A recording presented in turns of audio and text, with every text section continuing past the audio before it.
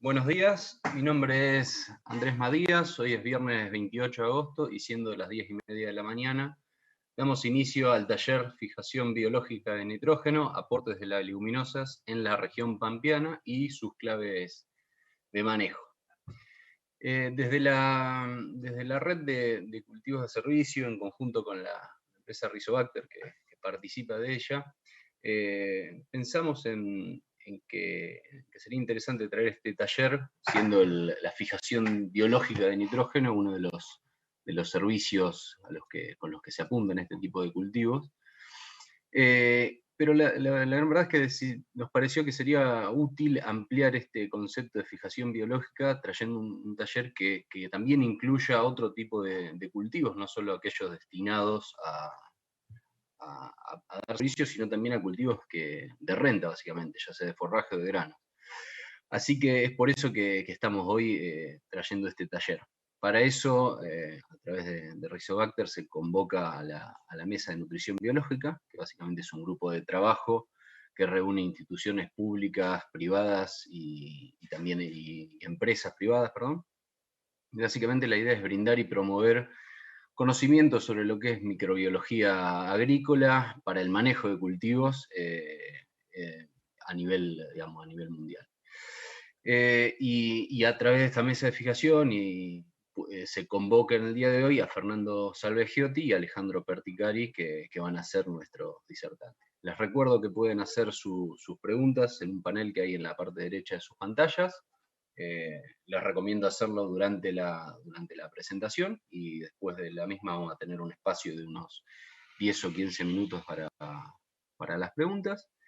Les recuerdo pasar por el espacio de Aprecid dentro del hall comercial para acceder un poco a los videos que hay de entrevistas en vivo durante los cortes del mediodía, información sobre los programas y contenidos de la institución. Y dicho esto, paso a presentar a Alejandro y a Fernando. Alejandro es investigador de INTA, ingeniero agrónomo e investigador en la Estación Experimental de INTA de San Luis. Desde 1983 realiza investigaciones en microbiología aplicada para desarrollar estrategias de aplicación de microorganismos benéficos, seleccionados en todas las escalas productivas, así como también aspectos que hacen a la conservación y restauración de sitios naturales modificados. Fernando Salvagiotti es investigador en INTA en Oliveros, en la Experimental de Oliveros, e investigador de CONICET. Es agrónomo egresado de la Universidad de Córdoba, es máster en producción vegetal de la UBA, doctor en ciencias del suelo y aguas en la Universidad de Nebraska, en Estados Unidos. Actualmente se dedica a investigación en nutrición vegetal y fertilidad de suelos en el grupo de manejo de cultivos, suelos y agua de la Experimental de Oliveros. Les agradecemos a Fernando y Alejandro su participación, y ahora sí, señor director, lo dejo con las presentaciones. Buenos días. Bueno, en esta oportunidad queremos compartir todo lo que estamos haciendo desde el grupo que denominamos Nutrición Biológica. Este grupo de Nutrición Biológica está conformado por investigadores, por profesionales de distintas actividades, de instituciones nacionales y de actividad privada, con la idea de ver todos los aportes que se pueden hacer de la microbiología aplicada al manejo de los cultivos. En esta presentación que se organizó desde Presidio, el cual agradecemos nuestra oportunidad de contar lo que estamos haciendo, vamos a tratar de reportar todas las actividades que hicimos en fijación biológica de nitrógeno, los aportes de leguminosas en la región pampeana y las claves del manejo. La primera presentación va a ser en aspectos más referidos a inoculación, y la segunda parte ya más información referida a fijación biológica de nitrógeno. Bueno, actualmente yo soy el ingeniero Alejandro Perticari, trabajo en el INTA San Luis, con varios años de actividad en fijación biológica de nitrógeno y uso de inoculantes. Y para comenzar, quería hacer un breve resumen de lo que es la simbiosis mutualística Rhizobium o bacteria fijadora de nitrógeno, generalmente llamada Rhizobium, con leguminosas. Bueno, la evolución, las leguminosas fueron interaccionando con microorganismos para eh, completar de todos los requerimientos que ellos tienen de nitrógeno, y en esa evolución compartieron actividades con bacterias fijadoras de nitrógeno que tienen una enzima particular que se denomina nitrogenasa, que tiene la capacidad de transformar nitrógeno atmosférico en amonio.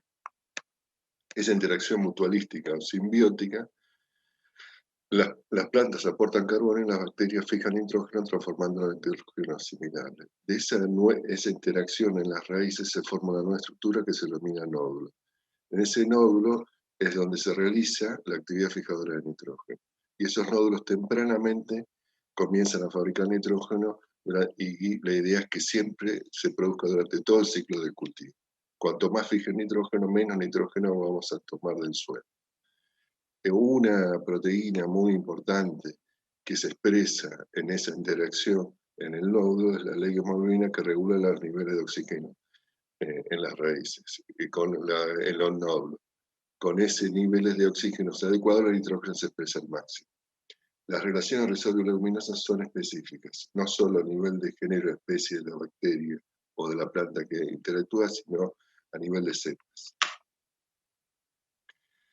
¿Y qué es un inoculante? El inoculante es aquel formulado que se realizó con cepas seleccionadas con alta capacidad de formación de nódulos y de capacidad de fijar nitrógeno. El inoculante es entonces el formulado accesible para las condiciones productivas, y el procedimiento que realizamos para tratar los cultivos lo denominamos inoculación. La primera etapa de cualquier proceso de inoculación es contar con las cepas eficientes. Las cepas se seleccionan por su capacidad de formar nódulos, aquellas que tienen la capacidad de rápidamente formar nódulos en las leguminosas que se trate, se denominan cepas altamente infectivas, y son las que normalmente seleccionamos. Pero otro criterio muy importante y real, fundamental, por el cual interesa seleccionar las cepas, es que tengan alta capacidad de fijar nitrógeno. O sea, puede haber casos con cepas altamente infectivas, pero que no fijen nitrógeno, y tenemos esos resultados, plantas totalmente amarillas. O cepas altamente efectivas y las plantas bien verdes con altos aportes de nitrógeno. Los procesos se inician en el laboratorio, luego continúan en el invernáculo y finalmente en el campo se lo estudiaron durante varios años para verificar cuáles son las cepas más interesantes para nuestra condición. Ese es un ejemplo de lo que se realizó en 2003, 2004 en varios sitios, tratando de validar una cepa que ya estaba recomendada, que es la de 109, respecto a otras especies de Bradyrhizolium que se utilizaban en países como Brasil o Uruguay. Y bueno, los resultados en aquel momento indicarían que esta cepa continúa siendo entre las recomendadas. Los inoculantes, los tipos de inoculantes que se formulan a partir de estas cepas seleccionadas, que es el activo fundamental de estos formulados, involucran muchas actividades, desde la elección de los caldos más adecuados según el rhizobium que se trata, porque tienen distintas fuentes de requerimiento de carbohidratos, las distintas condiciones de crecimiento, la elección de los soportes, tipo de pasado, transporte, todas las condiciones que hagan que el producto sea de la calidad recomendada. Actualmente existen dos tipos, principalmente son del tipo líquido, y en algunos casos se sigue utilizando algunos inoculantes de tipo sólido. En general lo que tratamos es que a partir de ese inoculante, que sea bien puro y que tenga cepas viables, efectivas y efectivas, hacer los mejores procedimientos para tratar las semillas. O sea, generalmente, las semillas generalmente es lo que se trata cuando tratamos de incorporar un Rhizobium sobre un determinado cultivo. Y en algunos casos muy particulares, la inoculación se puede hacer en el sur. Puede hacerse tratamiento de semilla en pequeñas cantidades o a granel. Y puede haber procedimientos a nivel de productor o tratamiento profesional. Lo importante es que todas las semillas estén bien tratadas. Después existen y son recomendados determinados controles de calidad, como el primer aspecto que consideramos es el número de rhizobios o número de unidades formadas de colonia, o la determinación en placas de Petri con el medio de cultivo adecuado, donde también en medio de cultivo adecuado verificamos que ese cultivo sea puro y no haya otras cosas distintas a la cepa recomendada. Después existen métodos protocolizados que aseguran el número adecuado por semilla. Si bien no es un requerimiento para ir por resolución de la institución adecuada como el SENASA, pero sí es un requerimiento de calidad que siempre fue recomendado. Y el efecto que buscamos que rápidamente produzcan nódulos, y es el método de evaluación de porcentaje de plantas noduladas. Y cuando es posible, también es recomendable hacer trazabilidad de las cepas que están presentes. Disponer de métodos de control de calidad adecuados, ajustados, no implica un sello de calidad de producto.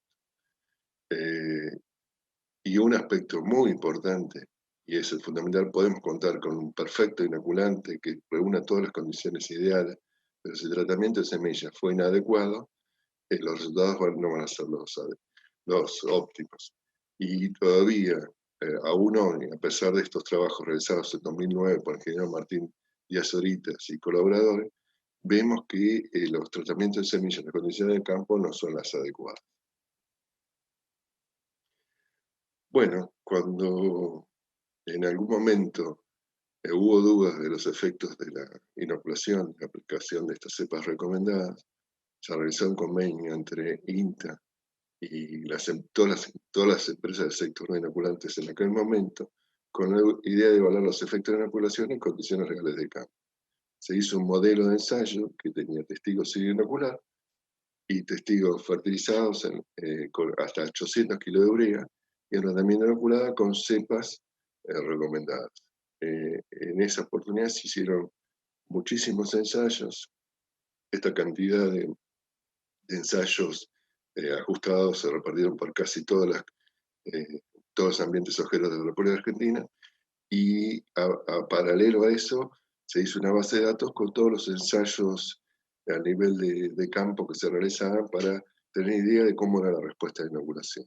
A partir de esa información, bueno, se realizó la difusión de los resultados.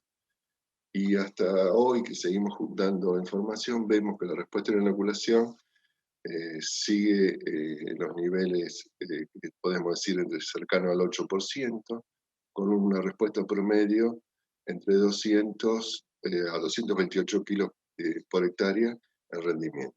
Eso es lo que resulta de analizar toda esta información.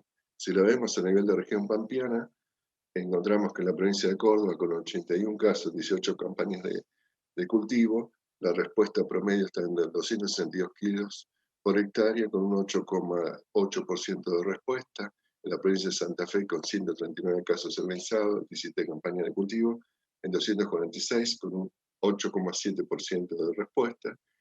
Y en el caso de Buenos Aires, con 467 casos en 20 campañas, no encontramos una respuesta cercana a 238 kilos por hectárea con un 8,2%, que es bastante, ese 8% es bastante consistente con la información que registramos a nivel del país.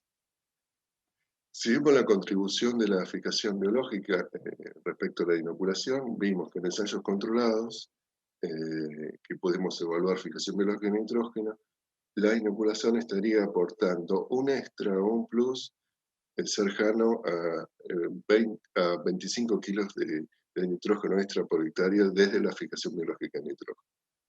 Con un margen que, bueno, según los ambientes a veces está entre 15 y en otros ambientes más de 30 kilos. Respecto a qué podemos hacer en el futuro para mejorar las actividades de fijación, por un lado tenemos realizar procedimientos que permitan que los inoculantes sean más eficientes ante situaciones de estrés, ya sea con cepas más tolerantes, condiciones de protección por desarrollo de distintas tecnologías formuladas de protectores que nos permitan tolerar situaciones extremas. O también la incorporación de otros microorganismos como coinoculantes que hagan más eficiente la simbiosis. Y desde el punto de vista específico de la relación simbiótica, podemos intentar, y eso hay grupos en el mundo que lo están intentando, ver las combinaciones de cultivares de soja y cepas más eficientes, con mejor uso del carbono y con mayor capacidad de fijación biológica. Y podemos, por supuesto, esto acompañado de las prácticas de manejo que auspicien una mayor fijación biológica de nitrógeno. En ese aspecto, vemos que la fijación llega al máximo en estado reproductivo entre R5 y R6. Si se pudiese tener el periodo de fijación, sería ideal. Y una de las cosas que vimos últimamente, evaluando todos los resultados que hicimos de ensayo de cepas y con datos propios de inocular y ensayos que siguieron propios institucionales, vimos que hay cepas que en condiciones productivas bajas, la respuesta, por lo menos en rendimiento, también era baja. Ahora, cuando los niveles de productivos iban mejorando y cuando alcanzaban a niveles altos, las cepas expresaban su potencial y se veía en el rendimiento y también en los niveles de fijación biológica de nitrógeno. Entonces, la idea sería que si se dan las condiciones productivas, hay cepas que pueden aumentar los niveles de fijación y aportar al rinde del cultivo. En un aspecto que consideramos fundamental de las recomendaciones para el uso de inoculantes, que denominamos las B en el manejo adecuado de productos biológicos para nutrición, consideramos que el primer aspecto a considerar en cualquier sistema de inoculación es la elección del buen inoculante. El buen inoculante debe contener en su formulado los rhizodios fijadores simbióticos de nitrógeno adecuados para la especie leguminosa que vamos a tratar. Esos inoculantes tienen que contener una concentración, un número de rhizodios viables, tal como dije anteriormente, y tienen que ser puros, o sea, libres de contaminantes. O sea, en resumen, viables, cantidad adecuada, puros y calidad metabólica apta para formar y fijar nitrógeno, formar nódulos y fijar nitrógeno lo más rápidamente posible. La segunda condición es que haya una buena elección del proceso de aplicación de inoculantes. La aplicación de inoculantes se realiza mayormente en tratamiento de semillas y en solo situaciones particulares de inoculación de subproducción. Una vez elegido el inoculante y los demás componentes, es importante calibrar el equipo elegido para hacer el tratamiento de inoculación. El propósito es lograr que todas las semillas contengan las cantidades equivalentes de inoculantes sin afectar ni la calidad ni la calidad de la aplicación ni la calidad de las semillas tratadas. Es decir, que todas las semillas tratadas tengan el mismo número de rhizodios recomendables por semilla. Ese procedimiento deberíamos hacerlo con temperaturas moderadas inferiores a los 30 grados, si es posible, y dependiendo del tipo de tratamiento aplicado, efectuar la siembra de la semilla tratada. En el caso de inoculación sin protectores microbianos o con formulaciones para uso del lote, tratar la semilla y sembrar dentro de las 12 horas de aplicar los productos. Si las condiciones no son tan benignas, por ejemplo, la aplicación con terápicos que desconocemos su compatibilidad o su agresividad al rizodio, o las condiciones de siembra son extremadamente riesgosas, en ese caso se pide acortar la duración del tratamiento hasta 4 horas. Y en el caso de tratamientos anticipados o preinoculados, es muy importante considerar que siguen siendo semillas que contienen inoculante. Entonces, la estiva tiene que ser en las condiciones de temperatura, condiciones de ambiente frescos, con temperaturas inferiores a 20 grados y ventiladas. Y otro aspecto muy importante a considerar en esto es llevar el registro de la fecha de aplicación. Que la siembra se realice dentro de los tiempos de efectividad de los productos aplicados. Otra vez que necesitamos considerar las buenas condiciones del crecimiento de los cultivos. La actividad fotosintética luminosa provee la energía requerida para la fijación del nitrógeno atmosférico del cultivo. Cuando mejor crecimiento tiene el cultivo, mayores posibilidades tenemos de un nivel óptimo de fijación. Las condiciones hídricas alteran la normal nodulación de actividad biológica de cultivos. En suelos con muy altas concentraciones de nitratos, la aparición de los nódulos se retarda y en condiciones extraordinarias se inhibe la nodulación, o en otros casos disminuye el tamaño de los nódulos, y las limitaciones de cualquier nutriente que afectan al crecimiento del cultivo también afectan al desarrollo de la simbiosis. Entonces se recomienda la fertilización adecuada según las condiciones que tenga cada lote y cada ambiente. O sea, los buenos inoculantes dejan de ser si fallan en su aplicación cuando las plantas fallan en su crecimiento. En resumen, para permitir la posterior presentación del doctor Salvagiotti, en las condiciones de Argentina, para la inoculación de alfalfa, el resorte específico recomendado es Encipher medilotti. Para vicia sativa o piso sativa arveja, o vicia sativa o vicia villosa. Las cepas recomendadas son de género especie Rhizobium leguminosarum, varia simbiótica viceae, y para soja, glicina y más, las cepas recomendadas provienen de Rhizobium japónico. Como las especies leguminosas interactúan en su ambiente de origen, acá aclaré un cuadrito al costado, una columna donde aplico que las especies nativas nuestras no serían ni alfalfa ni soja, ni las arvejas, pero en el caso de las vicias sí. Entonces puede haber en esos suelos cepas nativas para vicias, no para las otras especies. Sí puede haber poblaciones naturalizadas a partir de inoculantes que se hayan adaptado. En todos los casos contamos con cepas eficientes, el uso de inoculantes es alto en casi todos los casos, y sería un poquito más bajo en el caso de arveja. Bueno, muchas gracias. Buenos días, buenas tardes. En estos tiempos raros para poder empezar a hacer estas presentaciones. Todos quisiéramos que fuera un poco en persona para poder la interacción, pero bueno, vamos a tratar de transmitir algunos conocimientos que ya con Alejandro en esta charla estamos presentando. Básicamente lo que yo voy a presentar ahora es un poco acerca de la pregunta principal que tenemos, una pregunta cuando manejamos nitrógeno en los sistemas de producción, que es cuánto es el aporte de la fijación biológica de las hojas o de las distintas leguminosas que pueden tener los sistemas. Así que bueno, ahora empiezo mi presentación. Básicamente el nombre de la charla es la fijación biológica de nitrógeno, cuál es el aporte de leguminosas, y vamos a tratar de hacer un resumen de lo que hemos investigado en los últimos años en lo que es región pampeana, ¿no? Siempre dentro de un marco de lo que nosotros llamamos la intensificación sustentable, que es el tratar de, si bien aumentar lo que es la producción del sistema, que es el objetivo económico que tiene todo productor o asesor, pero también tener en cuenta que son un montón de cosas al mismo tiempo andando para poder hacer una producción sustentable, como el uso eficiente de los recursos, mantener la biodiversidad, reducir la contaminación, darle valor agregado a la producción y lo que está nombrado ahí. Pero básicamente para poder hacer ese manejo de intensificación sustentable lo que necesitamos es conocimiento e información.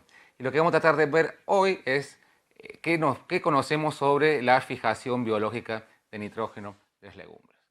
Empiezo con esta rápidamente, algo teórico, pero básicamente para ver la relación que por qué es importante tener el nitrógeno, cualquiera sea su fuente. Lo que vemos acá es el nitrógeno foliar, que es un análogo de lo que es el aparato fotosintético de las plantas, con lo que es la fotosíntesis, es la producción. O sea, solo para producir necesitamos nitrógeno porque necesitamos un aparato fotosintético que esté trabajando. Entonces, cada cultivo va a tener sus diferentes eficiencias y lo que vemos ahí en la soja, que es un poco más, tiene una acumulación de nitrógeno un poco más alta, y vamos a ver que parte de la soja, muy en particular, pero las leguminosas en general, parte de ese nitrógeno lo toman del aire, a través del proceso de la fijación biológica de nitrógeno. Con eso nosotros vamos a tratar de reducir nuestra brecha nutricional, brecha de rendimiento nutricional, que va a estar dada por la fertilidad del suelo que tenga el lote, por el potencial de rendimiento del cultivo, y básicamente cuando hablamos de leguminosas, cualquiera sea, el aporte de la simbiosis a través de las bacterias fijadoras de nitrógeno. Esta es la introducción para poder entender por qué nos interesa tanto tener el manejo del nitrógeno. Entonces la pregunta que tenemos para responder en este tallercito es cuál es el aporte que tiene la FBN o la fijación biológica de nitrógeno en algunas leguminosas de la región pampeana. Y vamos a empezar con la soja, el cultivo estrella, el que más expandido está. ¿Qué conocemos de soja? Nosotros hicimos en el INTA un relevamiento y la soja la podemos tener, nos interesa no solamente el punto de vista del cultivo, sino también en la secuencia. Podemos tener sojas en monocultivo, como en este gráfico quiere representar, en el cual nuestros ingresos de nitrógeno al sistema van a ser a través de la fijación biológica de nitrógeno. Ya vamos a ver que cuando nosotros fertilizamos con nitrógeno reducimos el proceso de fijación y por eso no está recomendado para las leguminosas, pero también ese nitrógeno que puede retornar a través de un residuo vegetal y forma parte del nitrógeno orgánico puede ser importante cuando el cultivo siguiente es una gramínea, un maíz o un trigo, según la secuencia en que estemos trabajando. Entonces, es importante ver que nos sirve para producir, pero también qué es lo que nos está dejando en el sistema ese nitrógeno. La primera información, el primer conocimiento que tenemos que saber es cuánto nos da la fijación, cuánto es capaz de fijar el nitrógeno del aire el cultivo de soja. Entonces, primero que nada, antes que lo que es la fijación, vemos cuánto necesita el requerimiento. Si nosotros acá relacionamos el contenido de nitrógeno en la planta con el rendimiento, vemos que en promedio un cultivo de soja necesita aproximadamente 80 kilos de nitrógeno para producir una tonelada de rendimiento. Hay una variación, que es una variación biológica de acuerdo al ambiente, pero tengamos en cuenta ese número. Para ello, nosotros lo que hemos realizado durante varios años, hicimos esta serie de ensayos que están marcados acá en el mapa, en diferentes suelos, para poder cuantificar la fijación biológica. No voy a detallar en qué forma lo hicimos a través de una metodología de la abundancia natural de nitrógeno 15, que es bastante simple para llevar a campo. Y al cabo de varios años y varios sistemas de producción, pudimos tener estos números. Y nos está diciendo que, por ejemplo, para ese set de datos, que era aproximadamente 80 datos, nosotros en promedio veíamos que la soja podía estar aportándonos un 59%, casi 60% del nitrógeno total absorbido, ¿no? Entre 46 y 71% sería el número, pero el número sería ese 60% nivel. Si vemos por diferentes zonas productivas, vimos que en la región norte es un poco menor, un 53%, y en la región pampeana central, donde se dan los mayores rendimientos de soja, ese porcentaje se incrementa un poco. Y vamos pensando en esto, porque en la medida que nosotros tengamos mejores condiciones de producción, es cuando la soja va a poder fijar más nitrógeno.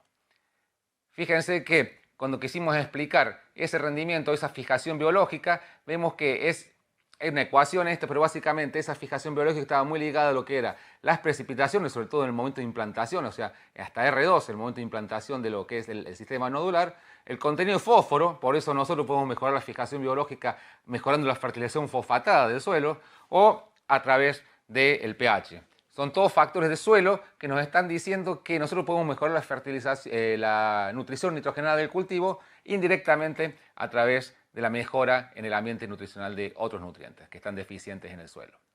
Fíjense que otro factor de manejo importante es en los cultivares. Fíjense que este es un estudio que realizamos junto con la Universidad de Rosario, en el que vemos que grupos de alta absorción de nitrógeno y grupos de cultivares de baja absorción de nitrógeno, vemos que evidentemente el de alta absorción de nitrógeno explicaba más tenían mayor rendimiento, evidentemente, y fíjense que ese rendimiento estuvo explicado más por un aumento en la fijación biológica de nitrógeno, 4 puntos de incremento en la fijación biológica, fue significativo para explicar esa alta absorción de nitrógeno. O sea que mientras más producción tenemos, mientras mejores condiciones de producción realizamos, mayor va a ser la cantidad que pueda llegar a fijar el cultivo de soja.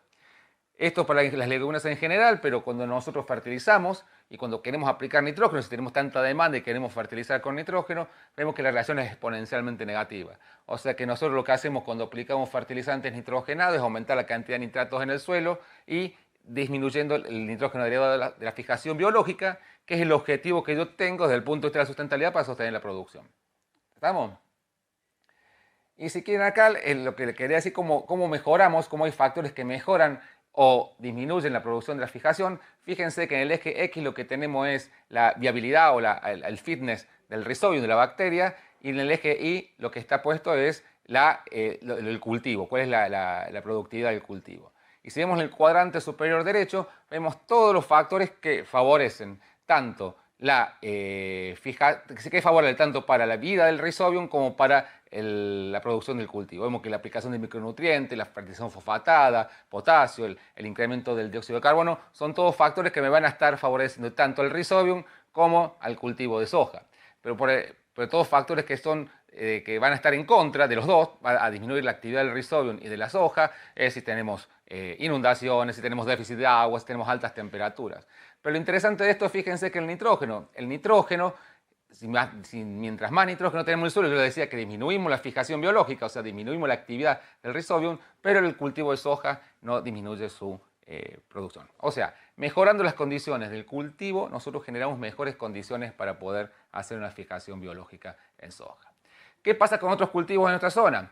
Acá puse 2 cultivos invernales, la arveja, con un cultivo invernal que se extrae, que tiene el grano, que nos va a extraer una parte del nitrógeno que va a estar absorbido, y la vicia, que la vamos a usar en general como un cultivo de cobertura o una pastura de acuerdo al sistema de producción. Ambos cultivos también quisimos saber cuánto fijaba, y para poder realizarlo también hice una red de ensayos. Fíjense que en el caso este es un poco más inmediato, porque si nosotros tenemos doble cultivo, una arveja con un maíz que sigue o una vicia con un maíz que sigue, lo que vamos a tener es un efecto inmediato del residuo que se está mineralizando, y parte del nitrógeno de ese residuo que se está mineralizando puede provenir de la fijación biológica, con lo cual yo estoy incorporando en forma más sustentable este nutriente, ¿no? En resumen, nosotros en una serie de estudios que hicimos en región pampeana, vimos que en promedio el cultivo de arveja puede estar fijando un 64%, un poquitito más que lo que vimos en soja. La vicia, algo parecido, 61%. Pero fíjense que cuando vemos la cantidad de nitrógeno fijado en kilos por hectárea, la vicia aporta mucho más que la arveja. Primero, porque es un cultivo que no se cosecha, no nos traemos el grano, y tiene una mayor cantidad de biomasa. Y eso lo vemos reflejado en la cantidad de nitrógeno total. Fíjense que en promedio tenemos 150 contra casi 80 de la arveja. Y esto es importante tener en cuenta, porque cuando nosotros hablamos que una leguminosa aporta nitrógeno, queremos saber cuánto aporta la fijación biológica, no solamente cuánto nitrógeno tiene en su tejido. Y que por ahí no confundir esos dos conceptos. Si nosotros relacionamos la producción con el nitrógeno absorbido, vemos que necesitamos para los dos cultivos, en vicia, 24 kilos de nitrógeno por tonelada, de materia seca, y de los cuales eso en vicia tiene que ser 16 aportado por la fijación biológica de nitrógeno, por tonelada de materia seca. Importante en vicia, acá les muestro, ya vieron algún ejemplo anterior acerca de la inoculación, pero fíjense en este caso la diferencia por inocular en un lote que no tuvo historia con vicia. Y acá rápidamente un ejemplo de cómo nosotros inoculando incrementamos el porcentaje de fijación biológica. Fíjense que lo que está en verde es vicia, tenemos diferencias significativas, casi un 22% por la aplicación de la fijación de nitrógeno, y fíjense que en arveja, si bien incrementamos en kilos aproximadamente en promedio un 50%, el incremento no fue totalmente significativo. Esto lo tenemos publicado, lo pueden, en publicaciones en español, en inglés, lo pueden encontrar en todos lados. Pero me parece que es importante esta información para poder tomar decisiones. Yendo rápido porque tengo poco tiempo, el otro cultivo que por ahí tiene otras características, el alfalfa, un cultivo perenne que va a estar 3, 4 años de acuerdo a cómo lo manejen en el campo. No vamos a hacer los detalles de esto, pero sabemos que tenemos una producción de materia seca constante. O sea que nosotros, básicamente, ser una leguminosa y una leguminosa que no se nos va el grano, básicamente lo que estamos cosechando es forraje. O sea que en realidad, y pensémoslo bien a esto, no dejamos una parte del residuo. Si cosechamos el forraje, de acuerdo si lo hacemos en el campo, no, si hacemos rollo, no hacemos rollo, todo esto se va del campo. Y no solamente el nitrógeno se va, sino también los nutrientes que no estamos aplicando. Entonces, este es un estudio también que se ha hecho hace bastante años atrás, pero son bastante interesantes. 3 sitios, fíjense que siempre cuando inoculamos alfalfa, sobre todo en el primer año, se ven los mayores efectos sobre la producción, sobre la fijación biológica acumulada en todos los años. Y en promedio acá lo que estamos viendo es aproximadamente un 60% de estos experimentos. O sea, inocular la alfalfa también es importante, sobre todo cuando no tenemos una gran historia de alfalfares en algún lote determinado. Fíjense, una red de ensayo que se realizaron a fines de los 90, cuando se realizó 4 o 5 localidades con diferentes producciones de materia seca, desde 18.000 por año, 15.000 por año hasta 4.000, por las diferentes condiciones ambientales en que se dieron. Evidentemente, esta mayor producción de materia seca se fue acompañado por un mayor consumo de nitrógeno total. Entonces, si nosotros, por lo que estamos viendo con las otras leguminosas, decimos que mientras mejores son las condiciones de crecimiento, más nitrógeno va a tomar y mayor va a ser el aporte de la fijación biológica. Fíjense que cuando hablamos en kilos por hectárea de la fijación biológica, se producen el mismo ordenamiento en base a la producción de materia seca. O sea, cuando vemos las cantidades y sumado, solo en el caso de alfalfa, tenemos que sumar los 4 años en el que estuvo el cultivo. En promedio, fíjense, para los diferentes sitios, el promedio general fue el 53, pero podemos dar entre un 40 y un 60% promedio de los 4 años de aporte de nitrógeno de la fijación biológica en alfalfa. Si hacemos una regresión entre materia seca y la fijación, Fíjense que nosotros necesitamos aproximadamente 20 kilos de nitrógeno fijados por tonelada de materia seca producida. Y si hacemos algún número grueso, sería casi el doble o un poquito menos para producir de nitrógeno absorbido para producir una tonelada de materia seca. Bueno, fuimos muy rápidos, 4 cultivos totalmente diferentes en sus objetivos, pero a modo de conclusión, yo tomo esta, la podemos construir con los datos que tenemos nosotros, pero básicamente en la medida que el cultivo tenga mayor biomasa, que es lo que está en el eje de aquí a acá, mayor va a ser la cantidad de fijación biológica que hay. En este gráfico lo que está graficado son diferentes leguminosas, pero pensemos que si le damos mejores condiciones de crecimiento, vamos a estar favoreciendo el proceso de fijación biológica de nitrógeno. Entonces, la inoculación es la práctica central para potenciar el aporte de la fijación biológica de nitrógeno. Una mejora en la nutrición de las plantas a través de la fertilización con otros nutrientes, como el fósforo, mejorar un poco lo que es el pH del suelo si está muy bajo, azufre, micronutrientes, etc. Indirectamente vamos a estar afectando lo que es la acción de la fijación biológica de nitrógeno. Si nosotros elegimos un cultivar de mayor potencial de rendimiento, también vamos a tener algún tipo de mayor aporte de nitrógeno. Y acá, para poder resumir esto, le puse los 4 cultivos que vimos: soja, arveja, vice y alfalfa. Fíjense que el porcentaje de fijación va entre un 53, fue lo que se midió en promedio para el alfalfa, hasta un 64, arriba del 60% para vice y arveja. Pero fíjense, me interesa el número, fíjense que mientras la soja, la demanda total es de 210 kilos, fíjense que la alfalfa, sumando los 4 años, ¿no? Tenemos casi 1.700 kilos de demanda de nitrógeno. O sea que la demanda es altísima y la potencia del proceso de fijación biológica es central para poder hacer un manejo sustentable. Y además de esto, y les quiero dejar un video que nosotros realizamos y está cargado en el canal de INTA Oliveros de YouTube, en el cual nosotros queremos resumir este proceso de la fijación biológica. Me gustaría que lo pudieran difundir a diferentes estratos, no solamente a los agrónomos y a los productores, sino a toda la sociedad en general, para contar cuál es la importancia de tener la fijación biológica de nitrógeno como un proceso importante en la generación de la producción de los cultivos. A ver, vamos con el video. ¿Sabías que nuestra comida viene del aire? Las proteínas que ingerimos en nuestras comidas provienen del aire. Las proteínas están compuestas principalmente por nitrógeno. El aire contiene un 78% de nitrógeno. Este nitrógeno no puede ser utilizado por la mayoría de los seres vivos, excepto por algunas bacterias del suelo mediante un proceso que se llama fijación biológica de nitrógeno. Entre esas bacterias hay un grupo específico que se asocia con las plantas y le aportan el nitrógeno que capturan del aire. Esta relación, que se llama simbiosis, es beneficiosa para la planta y la bacteria. Este proceso permite que la proteína llegue a tu mesa. ¿Qué beneficios se logran con la fijación biológica de nitrógeno en leguminosas? Contribuye entre un 40 y un 80% del nitrógeno requerido por el cultivo. Si no existiera este aporte, el nitrógeno habría que proveerlo con fertilizante y, entre otras cosas, elevaría los costos de producción. Además, en el largo plazo, se mejora la fertilidad de los suelos. Las buenas prácticas agrícolas favorecen la fijación biológica de nitrógeno.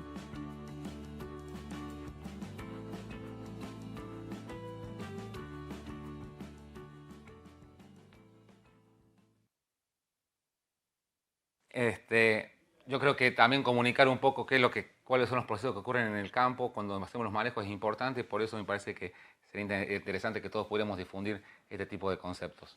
Yo creo que, bueno, estamos abiertos a las preguntas. Me parece que las preguntas son muchas. El espacio es muy chico para poder, el espacio y el medio, totalmente no sé quiénes están allá atrás, pero me parece que es importante hacer un poco de intercambio, así que esperamos las preguntas. Y acá les dejo los medios de contacto que tenemos, y nuestra página de Instagram, en Facebook, y la página de INTA, para poder comunicarnos y hacer algún tipo de intercambio. Muchas gracias.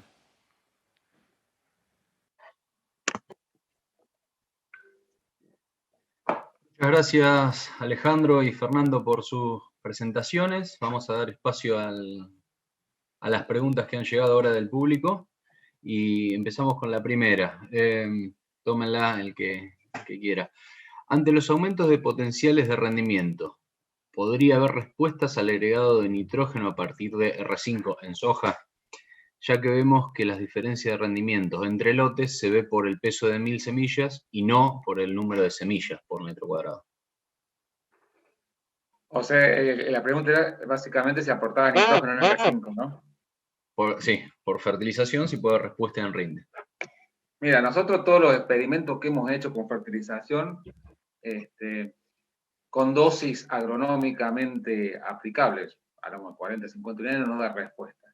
Nosotros lo único que hemos probado, pero no para hacer una aplicación en el suelo de recomendación agronómica, sino para ver si hay alguna limitante por nitrógeno, hemos visto que aplicando 600 kilos de nitrógeno repartido podemos tener algún tipo de incremento. Pero generalmente cuando hacemos dosis de nitrógeno de 50 kilos aplicando R5 no tener respuesta a la fertilización. Bien. Alejandro, te consulto, ¿podrías comentar si hay algunos avances importantes en los últimos años respecto a cepas para soja, próximamente alguna innovación que esté por salir al mercado? Mira, lo que sí puedo decir es que estuvimos revisando todos los datos, porque bueno, la pandemia ayudó a escribir cosas y buscar cosas, de la cepa patrón que tenemos, la E109, respecto a todas las otras que estaban dando vueltas en diferentes ensayos. Y lo que vimos claramente, con el potencial de rinde, que va combinado con lo que decía Fernando, cuando el potencial de rinde es más alto, la E109 es la que se destaca, y las otras cepas empiezan a caer. O sea que por ahora, de todo lo que está dando vuelta, por lo menos por los datos que disponemos nosotros, ese patrón sigue estando. O sea que habría que aislar muy fino cuando se busca algo nuevo, comparando con ese patrón, para no cometer errores y perder las cepas. El tema de las cepas a veces, desde el manejo microbiológico, es complejo, porque con tanta manipulación a veces puede perderse o modificarse. Pero bueno, por ahora no veo innovaciones grandes. Posiblemente puede haber cambios cuando se trabaja en conjunto con el mejoramiento. Bien, de perfecto. Bien. Otra pregunta está relacionada con el agregado de micronutrientes, puntualmente cobalto y molibdeno a la semilla, si puede contribuir a promover la fijación biológica. Bueno, después yo te digo. No, porque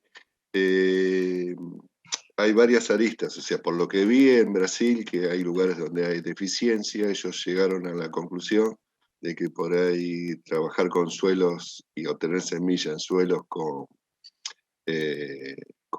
ya cubiertos de cobalto y molibdeno, ya la semilla venía cargada con lo que necesita. De todos los ensayos que vi en Argentina, en general no vi una respuesta.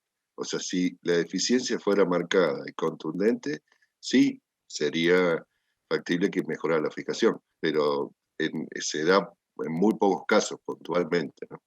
Pero bueno, eso es mi experiencia en el tema. No sé si Fernando querés agregar.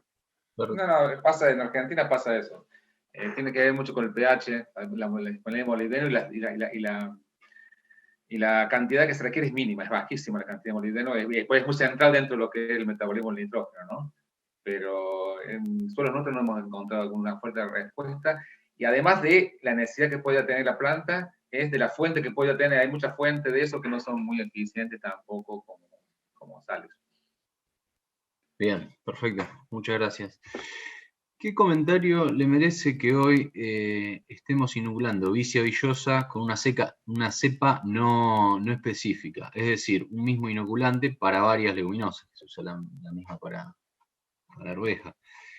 ¿No deberíamos apuntar a mayor especificidad? Es que, contesto yo, ¿no? Digamos, a ver, no sé si se entendió por ahí en la charla. Las cepas o los géneros de Rhizobium interactúan a veces con lo que se denominó históricamente grupos de interinoculación.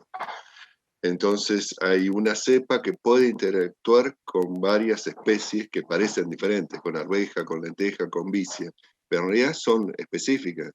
Y lo mismo nos pasa con alfalfa, que hay cepas que también pueden funcionar con Melilotus o con Trigonella, que son de la misma grupo de interinoculación y donde está el mismo género de especie, y a veces coinciden las cepas. En tréboles nos pasa totalmente diferente. A veces tenemos cepas muy buenas para trébol blanco y trébol rojo, pero con los otros tréboles requiere una cepa específica. En el caso de vicia, esta cepa que se recomienda para arveja y para lenteja funciona muy bien. Eso no quiere decir que siempre estamos trabajando en eso para ver por las dudas que la cepa se pierda. Pero es la cepa específica, la cepa seleccionada. Bien, perfecto.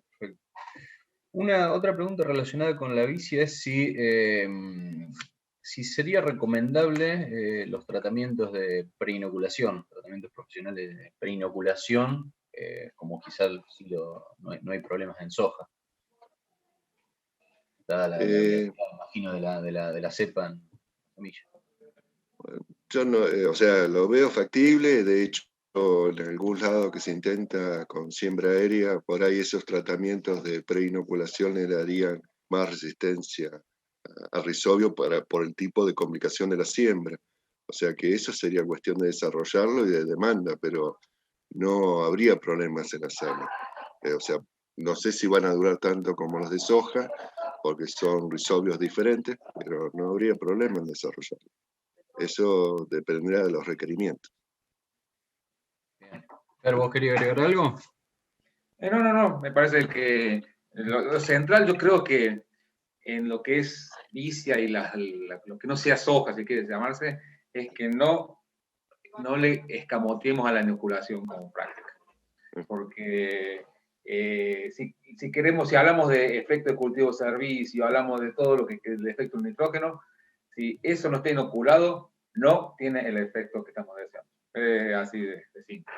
Sobre todo porque no tenemos historia de vicia en los lotes, no tenemos historia de arveja en los lotes suficiente, inclusive alfalfa te diría que tampoco, me parece que es central. Si no, no tenemos el efecto, si no es como poner una gramínea.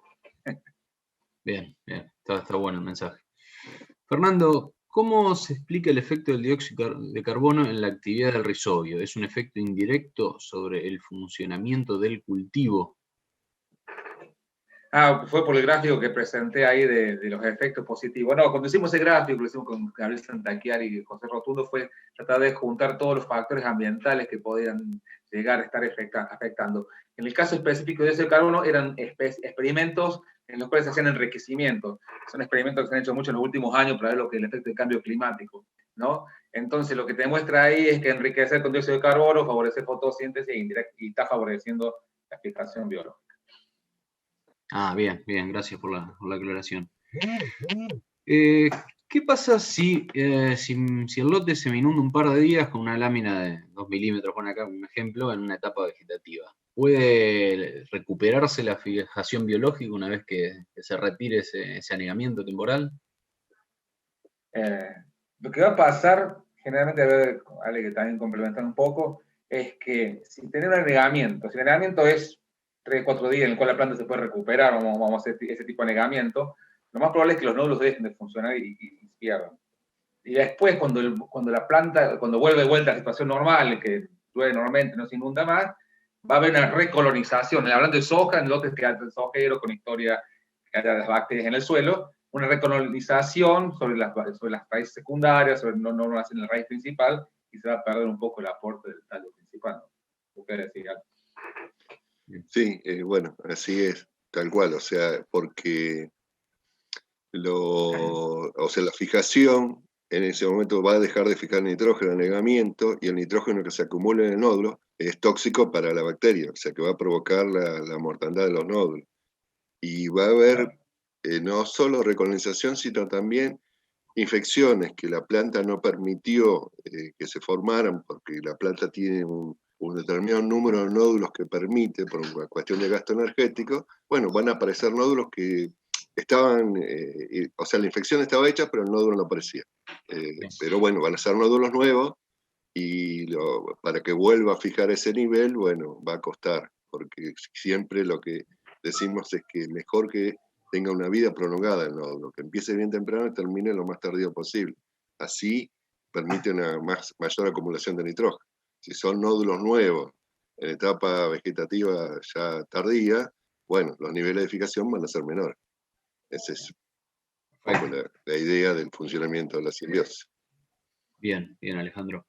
Hay una consulta para vos. ¿Cómo están viendo el establecimiento y fijación de nitrógeno en condiciones del semiárido? Y te la conjugo con otra que era muy parecida, pero que hablaba, era más específica de la región del NEA, del norte. Y en esta de la región del norte decían que a veces se ven fallas, pero si podrían estar esas fallas disimuladas por el aporte del suelo, conjugado con a veces bajo rendimiento en esa zona respecto a zonas más centrales del país. Bueno, yo, por mi experiencia en el semiárido, por años también haber trabajado con ensayos en el NEA, en el semiárido, o sea, la cuestión para que la inoculación hay que hacerla, si en otros ambientes hay que hacerla con diversidad, bueno, en el semiárido hay que tener mucho más cuidado porque el sistema, el ambiente es mucho más sensible para la simbiosis. Puede haber problemas de estrés hídrico, problemas de lapsos cortos de alta temperatura y estrés. Entonces, los procedimientos que aseguran protección son los recomendables. Y mi recomendación es que, como en esos ambientes la necesidad de aplicación de agroquímicos en general a veces no es necesaria, si podemos hacer que solo sea inoculación y si podemos aumentar las dosis, mejor para asegurar una rápida nodulación. En los ambientes de alta temperatura, bueno, ahí serían las recomendaciones de protección para altas temperaturas. Posiblemente a veces con dosis ajustadas o las simples puede ser que no alcance. Y de hecho no solo se ve en soja, a veces se ve en vicia, que a veces hay fallas con simple inoculación y con doble inoculación, en muchos casos se asegura. Bueno, a veces eso habría que tener en cuenta. Yo creo que no es costo, sino que aseguramos la fijación totalmente. No sé si se entendió más o menos. Bien, muchas gracias, Alejandro. Fer, acá consultan sobre si tenés medido fecha de secado para vicia relacionado con cuándo va a estar disponible ese nitrógeno para los cultivos siguientes, sobre todo maíz, y qué rol juega si esa vicia está asociada con una gramínea, por ejemplo, como centeno, o sea, si esa liberación cambiaría, me imagino. Como asociada. Vamos por partes. Siempre pensando de que vamos a hacer el momento de secado si vamos a hacer un maíz tardío, maíz segunda, ¿no? Ese es un manejo, porque está la otra opción que hacer un maíz primera, que tiene otros problemas, porque hay que ver si llegas con la biomasa de la vicia. Vamos a ver el caso de que tenemos maíz tardío. Nosotros las vicias las hemos secado la primera quincena de noviembre y llegas bien, porque es así, todo empieza con cuándo sembrar la vicia. Si las vicias vas a sembrar mayo, junio, o podés secarla a fines de octubre, principios de noviembre, para llegar con una biomasa que más o menos la floración, que apuntamos 5.000, 6.000 kilos de materia seca para poder llegar a tener el aporte ese. Cuando llegamos con esas condiciones, tenemos un aporte de la vicia. Siempre que no nos compita con el agua. Lo que hemos visto en los últimos años, con estos últimos maíces segunda, por ejemplo, que han tenido algún tipo de déficit hídrico en febrero, que nunca lo esperábamos, es que muchas veces cuando secamos la vicia también nos queda un poco corto de agua y los efectos no los vemos. Lo dejo como comentario. Pero bueno, la historia está en que si llegamos con esa biomasa, si sembrando para el 20 de diciembre, con un mes antes estamos bien y tenemos un aporte que aproximadamente son de unos 40 kilos de nitrógeno que se lo está aportando el rastrojo de la vicia. Cuando hacemos el planteo para maíz primera es otra historia. No tenemos muchos datos medios de eso, pero tenés que sembrar más temprano la vicia para poder llegar con la biomasa que te aporte el nitrógeno. Porque si maíz temprano, no nos podemos ir más del 15 de octubre como fecha de siembra, y ahí tenemos que estar secando la vicia para fines de septiembre, con lo cual estamos bastante limitados en cuanto a la cantidad de biomasa que podemos llegar a lograr, y entonces el manejo me parece que es un poco diferente, y nos falta un poco de experiencia al respecto, me parece. Bien. Gracias, Fer. Otra pregunta viene por si en sojas sobre garbanzos, si podría haber alguna limitante nitrógeno, y si en ese caso podría haber alguna respuesta a la fertilización en soja. ¿De dónde viene el norte? ¿Viene esa pregunta? Me imagino que sí. Nosotros hicimos soja sobre garbanzo y nos fue bastante mal en la zona pampeana. Podrá ser del norte de Córdoba. No está la ubicación, pero bueno, podría. Yo no tengo experiencia sobre garbanzo. Lo que te puedo decir es que lo que estamos viendo sobre soja, sobre sobre leguminosa, lo que va a tener un aporte de nitrógeno. El garbanzo tiene un aporte, tiene un flash de nitrógeno bastante interesante desde el punto de vista de la biomasa, que básicamente lo que hace va a tener un mayor aporte de nitrógeno, y se genera una interacción cuando vos tenés leguminosa, en el cual si vos aportás y tenés más nitrógeno que aportás del garbanzo o de la leguminosa anterior, te aumenta la cantidad de nitrato, que te baja la fijación biológica de nitrógeno en la soja siguiente. Nosotros lo que estamos probando este año, todavía tenemos los datos, los tenemos ahí crudos, es vicia, por ejemplo, vicia soja, y lo que no encontramos una respuesta lineal de que vos tengas vicia, tengas hojas, es complicado, porque implica el nitrógeno que requiere la vicia, el que aporta, el que requiere la soja, la demanda, el potencial de rendimiento, y si hay una compensación entre los nitratos. Me parece que nos falta un poco más de profundidad de estudio sobre el rol real de eso. Bien. Yo creo que lo que vas a poder encontrar es capaz que un efecto starter fuerte en el cultivo siguiente, eso sí, que crece más rápido las hojas porque tiene un poco más de nitrógeno en el pool del suelo. Un efecto visual. Un efecto visual rápido, que muchas veces pasa. Perfecto. Alejandro, a ver, una pregunta sobre el real potencial que tenga la soja para lograr balance de nitrógeno neutro. Digamos, ¿a qué podemos aspirar con el cultivo de soja y pensando en el sistema, digamos? ¿Podemos llegar a tener sojas que nos dejen nitrógeno o no? El balance positivo de nitrógeno en el sistema tiene que venir por otro cultivo. A lo máximo, ¿a qué podemos aspirar? Por lo que yo sé hasta ahora y por el mejoramiento, el índice de cosecha de nitrógeno es altísimo en soja, entonces, digamos, llegar a balances positivos ya sería un logro. Que sea neutro ya sería el logro. Que deje residuo, y podrían dejar las hojas anteriores, que eran más biomasa y en proporción de hoja que grano. Ahora es ultra eficiente, entonces no prácticamente es muy difícil por la estructura del cultivo que conseguir un aporte extra. Una soja para agricultura orgánica, o sea, donde las hojas que vienen para otro tipo de uso podrían ser, pero la soja que se cultiva en Argentina, en general no creo, a menos que haya un cambio total en el mejoramiento. Fer, ¿cuáles fueron las mejores situaciones? Que quiero completar. El trabajo que hicimos con Nason Zampiti, que hicimos una revisión grande, nosotros vimos que para que la soja te empiece a ser positivo el aporte, necesita fijar más del 75% de nitrógeno. O sea, sojas que fijan más del 75%. Y ya vimos cuál es el promedio nacional y cuál es la posibilidad que llega a tener. Tenemos a Esteban que hoy, que necesita estar trabajando con nosotros en el Oliver, están viendo raíces, y el aporte tampoco es tan grande. Así que, bien. No. Bien, perfecto. Acá vamos a salir, una pregunta, vamos a salir de las leguminosas. Si se está estudiando la posibilidad de fijación biológica de nitrógeno en otros cultivos no leguminosos, y qué avances hay en eso, si tienen algo de información. Agárrele el que se anime. O sea, yo fui a una reunión en 2018, en Brasil, donde fijación de nitrógeno no leguminosas, y ahí, bueno, había un grupo que planteaba claramente, y varios grupos hay, con capitales importantes, de tratar de sintetizar los genes de fijación, y con la idea de, por ejemplo, aplicarlo en maíz y en otros cultivos. O sea, eso sigue dando vuelta. O sea, se están haciendo investigaciones con aporte de capital importantísimo. Ahora, la concreción de eso todavía en campo o sea, yo no vi una publicación concreta de algo o sea, un maíz que tenga la capacidad de fijar, todavía no lo vi, pero que se está investigando, se está investigando. Creo que no se cortaron esas investigaciones, porque de hecho en otros cultivos, o sea, no serían las mismas bacterias, el origen en algunos casos. Hay algunas bacterias que son endófitas por ejemplo, de caña de azúcar, que podía ser modelo para tratar de intentar que las gramíneas fijen nitrógeno ya dentro de la planta. O sea, no solo el microorganismo, sino que interactúen con la planta. Pero hasta ahí vi lo que se publica. Sabemos que están trabajando.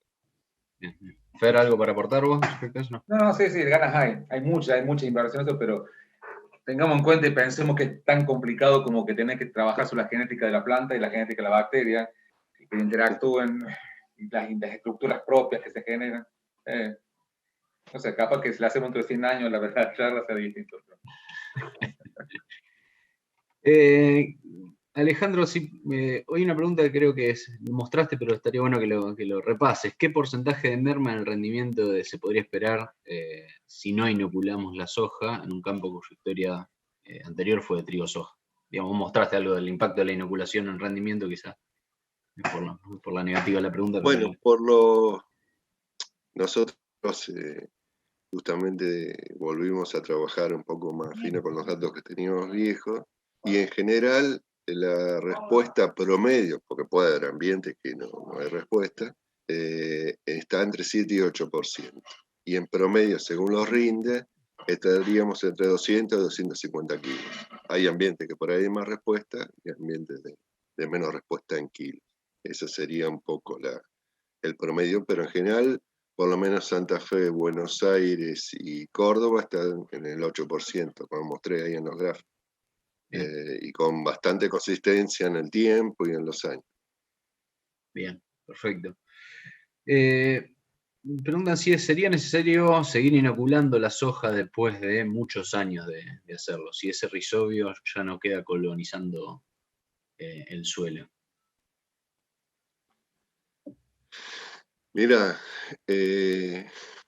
esos rizobios que están colonizando el suelo muchas veces se aislaron, y en general, si uno revisa todos los trabajos que se hicieron de aislamiento y estudios y comparación con la cepa patrón, cuando vamos al punto de fijación y de aporte, la cepa patrón sigue estando arriba. O sea, siempre tiene que estar. O sea que evidentemente los gastos de colonización para la bacteria son altos, y entonces nodula, tiene actividad de nodulación, pero no necesariamente los niveles de fijación que mantiene son altos.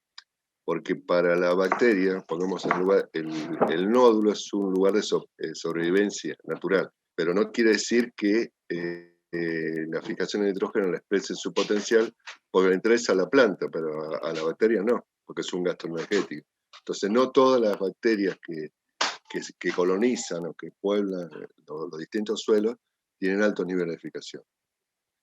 No sé si se entiende la idea. O sea, no es que todo lo que queda guardado en el suelo tiene alto nivel de fijación, porque sufre de estreses de anegamiento, estreses de sequía, entonces tiene que sobrevivir primero. Y la fijación es algo aparte. Bien. Para la bacteria, porque es un gasto energético. Bien. Gracias, Alejandro. Fer, una consulta sobre la de inoculación en vicia. Es si no deberíamos incrementar las dosis de inoculante en la vicia respecto a arveja, digamos, pensando que muchas veces se usa la misma dosis para un cultivo para otro y manejamos diferentes tamaños de semillas. Tenés el micrófono silenciado. Ahí vamos. Va en línea con lo que comentó hace un rato Alejandro acerca de cuando vos trabajás en lugares donde nunca hubo algo o tenés algún tipo de estrés ambiental que te puede incrementar un poco la dosis. Yo he visto este año que ha habido algunas. Entonces, inoculé y no me salió tan bien de inoculación la bacteria. Es probable que en esos ambientes, y al inicio, cuando se empieza toda la práctica de una leguminosa nueva, incrementar la dosis sea una buena práctica como para poder asegurarnos que tengamos una buena nodulación. Me parece que, pero me parece que cuando empezás es cuando tienes que meterle un poco más de pila. Bien, perfecto. Para agregar un cachito, si me dejas, que por ahí si no estamos por ahí tan acostumbrados a ese manejo, por ahí de la semilla, eso, que si bien es parecido el tamaño de la de vicia a la de soja, fijarnos no solo que sea en la cobertura, que haya realmente una cobertura buena de la dosis de inoculación, porque a veces la doble inoculación no es solo por el número de bacterias, sino porque por ahí el proceso de aplicación con la dosis siempre no lo hicimos tan bien. Entonces, a veces con la doble inoculación aseguramos ese proceso. O sea, el procedimiento a veces también es el que falla, no solo que tenemos más bacterias, porque el número microbiológico no es tan alto, pero sí en cobertura de las semillas sí es alto, cuando ponemos doble dosis respecto a simple dosis. A ponerle más ojo al proceso, las recomendaciones. Claro, perfecto. sí. Tal cual. Bueno, miren, ha llegado muchas felicitaciones para ambos por la charla, me avisan, así que muy bueno. Y la última pregunta que le dejo, que es un poco más amplia, saliendo quizás del nivel de cultivo, es cómo se podrían pensar sistemas de nitrógeno, al menos neutro. Vamos a ponerle. Para los balances, digamos. Sí, exactamente. O positivo. Mira, me parece, pensando en el sistema, en escala de sistema, y poniendo la soja en este sistema como un importante actor. Esa sería la... Sí. Nosotros, bueno, en general yo creo que ahí sí la rotación, y es probable que si uno quiere incrementar el nitrógeno, es clarísimo que lo que tenemos que hacer es cultivo de cobertura leguminosa. Yo creo que la vicia pasa a ser un actor importante en esto, porque hemos comparado, ustedes han comparado con la red de cultivo de cobertura, que digamos que es la más exitosa en cuanto a producción de materia de masa, adaptación, y puede haber otra, pero me parece que la vicia marcó como un norte, como diciendo es la leguminosa, pero para meter nitrógeno en el sistema tenemos que pensar en cultivos de servicio que aporten nitrógeno. No hay otra, no con los de grano. Inclusive con la arveja misma, que decís vos, una arveja, que eso, también es bajo el aporte de materia seca que realiza, y nosotros lo que estamos viendo en los balances, por ahí tenemos un trabajo interesante que presentamos en el Congreso, no tuvimos tiempo, que presentó Esteban, te muestra que aún con la arveja, el sacar parte del nitrógeno del sistema hace que no tengamos un enriquecimiento rápido. Me parece que tenemos que pensar en ese tipo de sistemas, ¿no? Bien. Alejandro, cuando hiciste la pregunta me acordé de una presentación de un investigador brasileño que por ahí lo conocen, Bruno Alves, hace mucho, cuando recién empezaba la siembra directa, que tenía un ensayo modelo y que ellos en el sistema de usar vicia usaban crotalaria, y cuando agregaban crotalaria al sistema de la rotación, que es una leguminosa para zonas tropicales, ahí el balance le tendía a ser positivo.